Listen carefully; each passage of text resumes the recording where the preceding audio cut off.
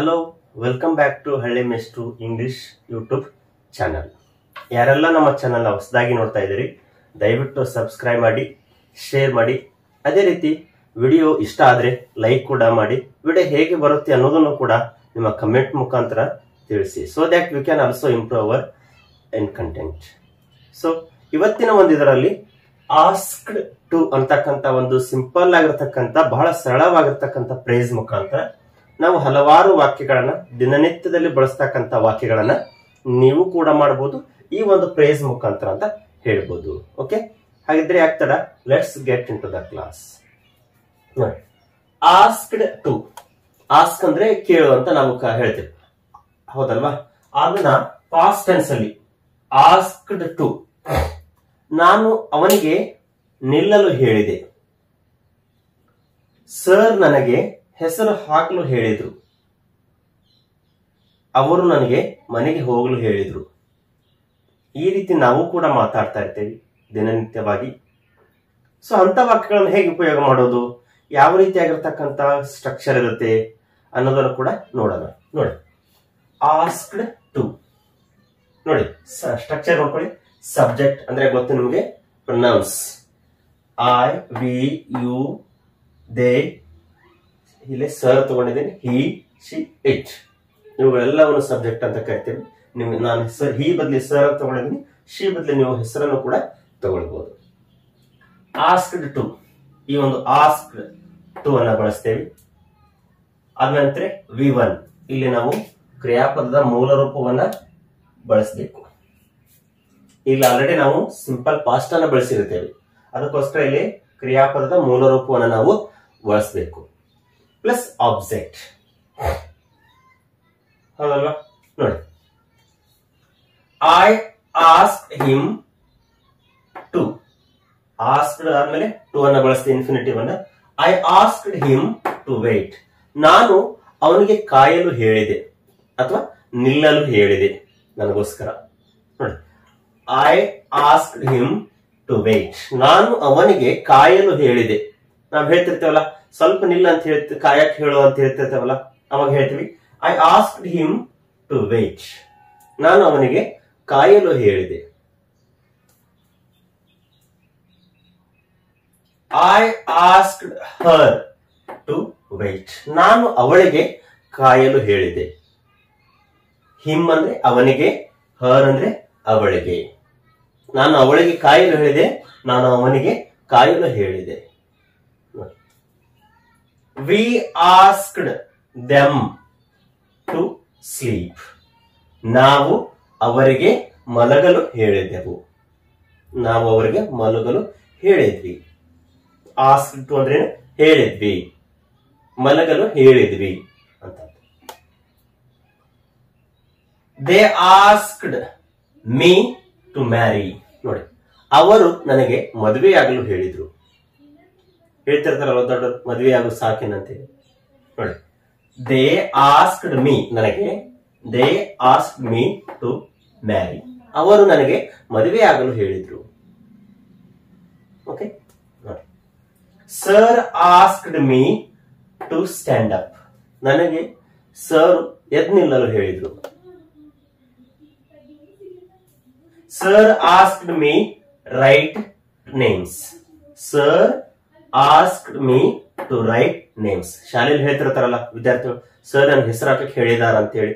ಅದೇ ನೋಡಿ, sir asked me to write names, ನನಗೆ ಶಿಕ್ಷಕರು ಹೆಸರು ಹಾಕಕ್ಕೆ ಹೇಳಿದಾರ, ಹೆಸರು ಬರೀಲಿಕ್ಕೆ ಹೇಳಿದಾರ ಅಂತ ಹೇಳ್ತೇವೆ. She asked me to sleep, ಅವಳು ನನಗೆ ಮಲಗಲು ಹೇಳಿದ್ರು. Sir asked me to go home, sir ನನಗೆ ಮನೆಗೆ ಹೋಗಲು ಹೇಳಿದ್ರು. She asked me come in, ಅವಳು ನನಗೆ ಒಳಗೆ ಬರಲು ಹೇಳಿದ್ಲು.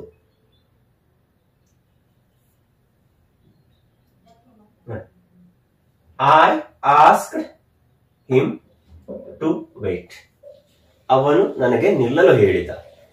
ನೋಡಿ, ಇದೇ ರೀತಿ ನೀವು ಕೂಡ ವಾಕ್ಯಗಳನ್ನು ಮಾಡಬಹುದಲ್ಲ, ಸಿಂಪಲ್ ಆಗಿರ್ತಕ್ಕಂಥ ವಾಕ್ಯಗಳಿದಾವೆ. ಹಾಗಾದ್ರೆ ಇವುಗಳನ್ನ ಕ್ವಶನ್ ಆಗಿ ಹೇಗೆ ಬಳಸಬೇಕು, ಅದರ ಅರ್ಥ ಇನ್ನು ನೆಗೆಟಿವ್ ಆಗಿ ಹೇಗೆ ಬಳಸೋದು ಅಂತ ನೋಡೋಣ. ಇಲ್ಲಿ ಡಿಡ್ ಅಂತಕ್ಕಂತ ಒಂದೇ ಒಂದು ಹೆಲ್ಪಿಂಗ್ ವರ್ಬ್ ಮುಖಾಂತರ ನಾವು ಇಲ್ಲಿ ಕ್ವಶನ್ ಅನ್ನ ಬಳಸಬಹುದು. ಇಲ್ಲಿ ಇದರ ಮುಖಾಂತರ ನೋಡಿ, ಇಲ್ಲಿ ಬರೆದೇನೆ, I asked him to wait. ನಾನು ಅವನಿಗೆ ನಿಲ್ಲಲು ಹೇಳಿದೆ. ಇದು ಪಾಸಿಟಿವ್ ಸೆಂಟೆನ್ಸ್, ಇಲ್ಲಿ ಯಾವುದೇ ತರಹದ ನೆಗೆಟಿವ್ ಒಂದು ಅಂಶ ಇಲ್ಲ. ನೋಡಿ, ಕ್ವಶನ್ ಹೇಗೆ ಮಾಡೋದು? ಕ್ವಶನ್ ಮಾಡ್ಬೇಕಾದ್ರೆ ನಾವು ಯಾವಾಗ್ಲೂ ಹೆಲ್ಪಿಂಗ್ ವರ್ಬ್ ಅನ್ನು ಫಸ್ಟ್ ಗೆ ತಗೊಳ್ತೇವೆ, ಅದಾದ ನಂತರ ಸಬ್ಜೆಕ್ಟ್ ಗಳನ್ನು ತಗೊಳ್ತೇವೆ. ನೋಡಿ, did I ask him to wait? Did I ask him to wait ಅಂದ್ರೆ ನಾನು ಅವನಿಗೆ ನಿಲ್ಲಲು ಹೇಳಿದ್ನ, ಅವನಿಗೆ ವೇಟ್ ಮಾಡ್ಲಿಕ್ಕೆ ಹೇಳಿದ್ನ. Did I ask him to wait? ಅವನ ಕಾಯ್ಲಿಕ್ಕೆ ಹೇಳಿದ್ನ. ನೋಡಿ, ಕ್ವಶನ್ ಮಾಡ್ತಾ ಇದ್ದೇವೆ. ಇದನ್ನ ನೆಗೆಟಿವ್ ಆಗಿ ಹೇಗೆ ಹೇಳೋದು? ಅದೇ ಮತ್ತೆ ನೆಗೆಟಿವ್ ಮಾಡ್ಬೇಕಾದ್ರೆ ಸಬ್ಜೆಕ್ಟ್ ಫಸ್ಟ್ ತಗೊಳ್ತೇವೆ, ಆಮೇಲೆ ಡಿಂಟ್. ಡಿಡ್ ಜೊತೆಗೆ ನಾಟ್ ಅನ್ನು ಬಳಸಿ ಡಿಂಟ್ ಅಂತ ಬಳಸ್ತೇವೆ. ನೋಡಿ, I didn't ask him to wait. ನಾನು ಅವನಿಗೆ ಕಾಯ್ಲಿಕ್ಕೆ ಹೇಳಿದ್ದಿಲ್ಲ. ನೋಡಿ, ನಾನು ಅವನಿಗೆ ಕಾಯ್ಲಿಕ್ಕೆ ಹೇಳಿದ್ದಿಲ್ಲ. I didn't ask him to wait. Negative sentence. ಇದನ್ನ ಎಸ್ ಆರ್ ನೋ ಟೈಪ್ ಯಾವ ರೀತಿ ಕೇಳೋದು? ಇಂಟ್ರಾಗೇಟಿವ್ ಪ್ಲಸ್ ನೆಗೆಟಿವ್ ಆಗಿ. ನೋಡಿ, didn't I ask him to wait? ನಾನು ಅವ್ನು ನಿಲ್ಲಕ್ಕೆ ಹೇಳಿದ್ದಿಲ್ವಾ? ಅವ್ನು ಹೋಗ್ಬಿಟ್ಟಿದ್ದಾನೆ, ಅವ್ನು ಹೇಳಿದ್ದಿಲ್ವಾ ನಾನು? ಈ ರೀತಿ ಹೇಳ್ತಿರ್ತೇವಲ್ಲ, ಅವಾಗ didn't I ask him to wait, ನಾನು ಅವ್ನು ಕಾಯ್ಲಿಕ್ಕೆ ಹೇಳಿದ್ದಿಲ್ವಾ? ಅದಲ್ಲ, ಈ ರೀತಿಯಾಗಿ ನಾವು ಆಸ್ಕ್ಡ್ ಟು ಅನ್ನ ಬಳಸಿ ಏನ್ ಮಾಡ್ಬೋದು? ವರ್ಬ್ ಒನ್ ಜೊತೆಗೆ ನಾವು ಇನ್ನೂ ಹಲವಾರು ವಾಕ್ಯಗಳನ್ನು ನಾವು ಮಾಡಬಹುದು. ಹಾಗಾದ್ರೆ ನಾನು ಕೆಲವೊಂದಿಷ್ಟು ವಾಕ್ಯಗಳನ್ನ ಬರೀತೀನಿ, ನೀವೇ ಹೇಳಿ.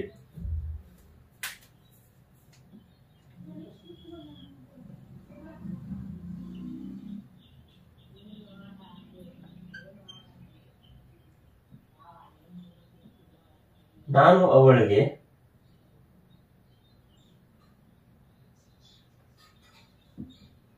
ಟಿವಿ ನೋಡಲು ಹೇಳಿದೆ. ನಾನು ಅವಳಿಗೆ ಟಿವಿ ನೋಡಲು ಹೇಳಿದೆ. ನೋಡಿ, ನೀವೇ ಮಾಡಿ ನೋಡಿ. ನಾನು ಯಾವ ಫ್ರೇಸ್ ಬಳಸ್ತೀರಿ? ಆಸ್ಕ್ಡ್. ಯಾರಿಗೆ? I asked.